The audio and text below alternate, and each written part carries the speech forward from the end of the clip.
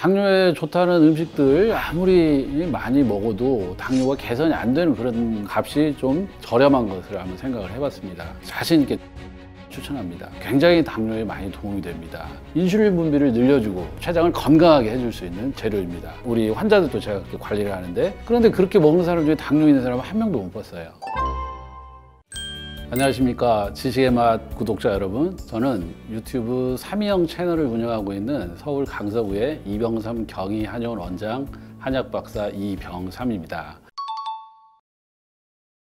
이 당뇨라고 하는 것은 결국 우리가 어떤 음식을 먹느냐, 그리고 그 음식을 먹었을 때 어떻게 대사가 되었느냐, 이것이 가장 중요하죠. 한의학에서 보통 이제 많이들 이야기하고 있는 것이 식약 동원이라는 이야기를 많이 하지 않습니까? 음식과 약은 그 근원이 같다라고 이야기를 하는데, 우리가 당뇨라고 하는 것은 투입과 산출, 그러니까 우리가 얼마만큼을 먹었고 또 얼마만큼을 써서 얼마만큼 남았냐, 이 많이 남은 것이 우리 혈액 안에 당으로서 남아 도는 것이 이제 당뇨인데, 예를 들어서 우리가 예전에 머슴하고 양반을 예로 들면 머슴이 당뇨가 없겠죠. 왜냐하면 양반들은 굉장히 어떤 고량 진미 이런 걸 많이 먹고 움직이지 않는 거예요. 현대인들이 사실 옛날에 양반이나 왕보다 더 잘 먹는 것이죠. 너무나 우리가 쓰는 것에 비해서 과잉하게 이 열량이 남아돌기 때문에 당뇨가 생기는 것이죠. 그래서 저희 한의원에 오는 환자들 중에서도 당뇨로서 이제 많이 오는데, 크게 두 가지 사례를 한번 들고 싶습니다. 첫 번째 경우는 이제 40대 남성인데, 이분은 굉장히 많이 먹는 거예요. 그러니까 많이 먹는 사람들의 당뇨죠, 전형적으로.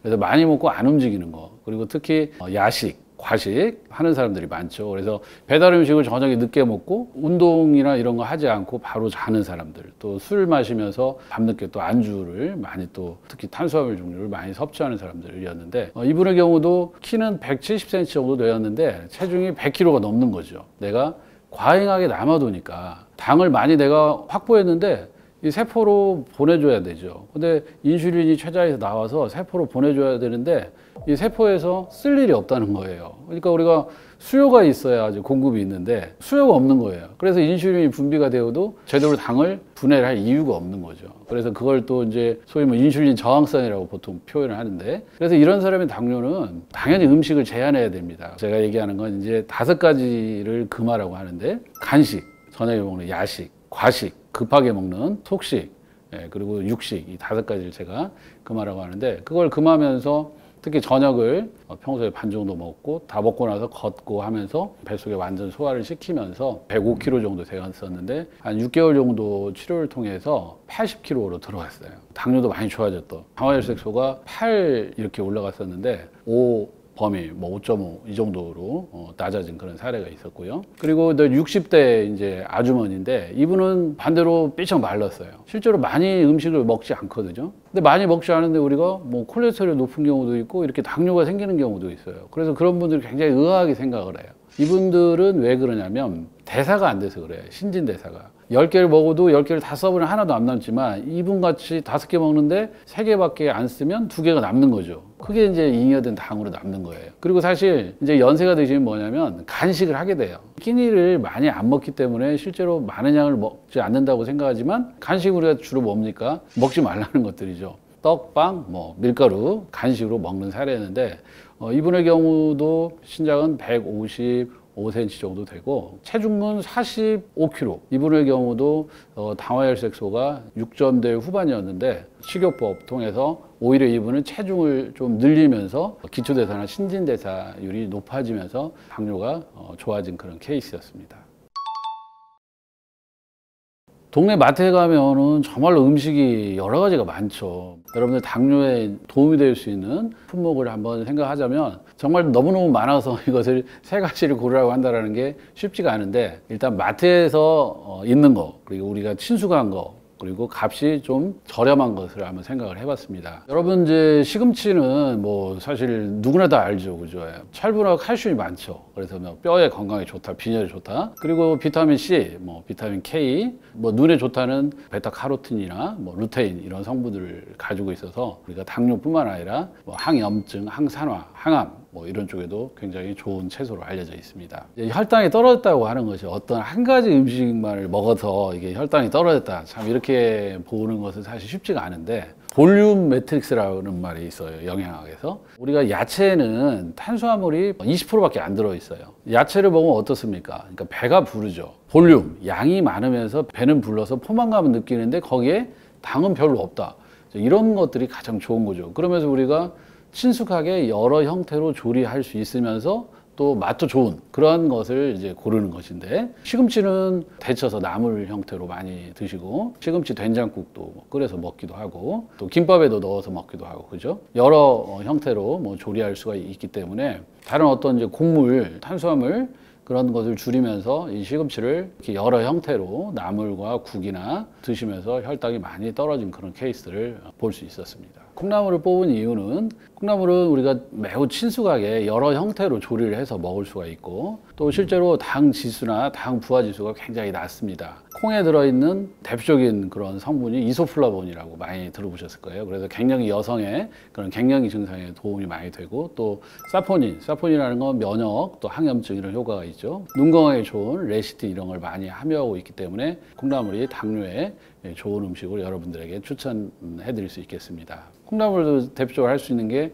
데쳐서 나물로 무쳐도 먹고, 그리고 콩나물 밥도 해 먹을 수 있고, 콩나물 비빔밥도 해 먹을 수 있고, 콩나물 김치국도 끓여 먹을 수 있고, 콩나물 가지고 여러분들 하루의 식단을 다 채울 수도 있어요. 그렇게 해서 콩나물을 활용하시면 당뇨에 정말 많은 도움을 받을 수 있을 것이라고 생각합니다. 네, 이 무는 예전부터 굉장히 우리가 친숙하게 많이 먹었죠. 제가 사실 고향이 시골입니다. 거기서 예전에 먹을 것이 없으면 어떤 걸 먹었습니까? 무를 먹거든요. 그래서 무로 밥을 해 먹고, 무로 조림을 해 먹고, 무로 국을 끓여 먹고, 무로 생채를 하고, 무로 깍두기를 담고, 그렇게 무를 다양한 형태로 많이 활용을 했습니다. 그런데 그렇게 먹는 사람 중에 당뇨 있는 사람은 한 명도 못 봤어요. 무에는 또 소화를 돕는 그 에스테라제라는 그런 또 효소가 있고, 뮤신이라는 그런 점액질이 많죠. 그래서 위장을 굉장히 보호해주는 그런 효과도 있어요. 당뇨가 생기는 분들은 위장도 좋지 않은 분들이 많거든요. 그리고 일단 포만감을 느껴야 돼요. 무를 그냥 생으로 깎아서 드시기 바랍니다. 그러면은 배도 차고 수분도 보충해주고, 그리고 뮤신의 점액질도 섭취를 하고 당뇨에도 많이 좋습니다. 이 당뇨에 걸린 사람들은 갈증이 많이 나지 않습니까? 그죠?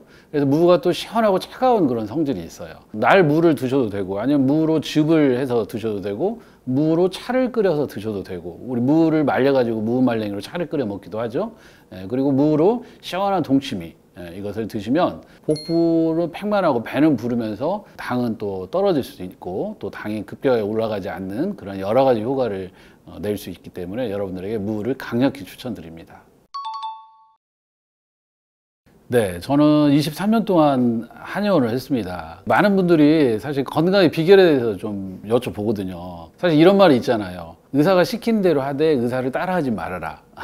그러니까 의사들도 이 건강의 어떤 원리나 원칙 이런 걸 알지만 잘 지키기가 힘든다라고 하는 것이죠. 그런데 저는 그래도 비교적 지킨다고 자부할 수 있는 게 있어요. 제가 한의사니까 어떤 음식이 또 나의 체질이 좋고 나쁘고 이런 걸 알기 때문에 그 부분들을 좀 잘 하는 편인데, 저는 일단은 단 것을 안 먹어요. 제 생일에 제 케이크도 한 조각 안 먹습니다. 어쨌든 그렇게 나한테 안 좋은 음식을 피하는 거, 이것이 가장 일단 중요한 것이고, 그 다음에 두 번째로 제가 이제 좋은 음식을 추천하라고 하면 자신 있게 청국장을 추천합니다. 굉장히 당뇨에 많이 도움이 됩니다. 이 콩에는 이소플라본이 많이 들어있어서 우리가 갱년기 여성의 건강에 좋다는 말씀을 또 드렸었고, 사포닌은 항염증, 면역작용, 항암작용 이런 것이 또 있고, 레시틴이라는 건 또 눈에 또 좋은 그런 효과가 있죠. 그리고 실제로 당 지수가 높지가 않습니다. 청국장은 또 뭐냐면 식이섬유가 풍부하기 때문에 좋은 유산균의 또 먹이가 되죠. 포만감 느껴서 공복의 그런 허기짐도 달래주고, 이 무엇보다도